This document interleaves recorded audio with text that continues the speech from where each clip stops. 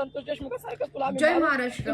काल शिवजयंतीनंतर दुसऱ्याच दिवशी आपल्या महाराष्ट्रातील बुलढाणा जिल्ह्यातील लोणार तालुक्यातील चिखला गावामध्ये खूप वाईट गोष्ट घडलेली आहे. आपल्या शिवरायांच्या स्मारकाला हटवण्याचा काही समाजकंटकांनी प्रयत्न केले आहे. एवढंच नव्हे, तिथल्या स्त्रियांना त्यांनी मारहाण केली, त्यांचे कपडे फाडले आणि लहान लहान मुलांना देखील मारलं गेलं, त्यांना लपवून ठेवलं. एवढं सगळं होऊन सुद्धा तिथील एक शिवकन्या संजीवनी वाघ हिनं शिवरायांच्या मूर्तीला धक्का देखील लागू दिलेला नाहीये. ताई, खरंच मनापासून सॅल्यूट तुझ्या कार्याला.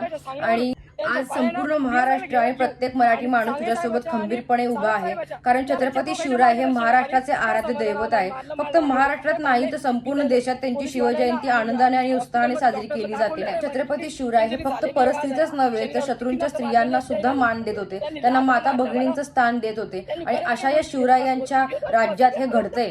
सो त्या समाजकंटकांच्या वरती कठोरातली कठोर कारवाई केली पाहिजे. फक्त FIR करून त्यांना सोडलं नाही गेलं पाहिजे. जेवढं कायद्यानुसार शक्य होईल तेवढी मोठी शिक्षा त्यांना झाली पाहिजे. कारण 30-40 जण मिळून दारू पिऊन एका स्त्रीला तुम्ही मारता आणि तिच्यावरती हात उचलता, तिचे कपडे फाडता.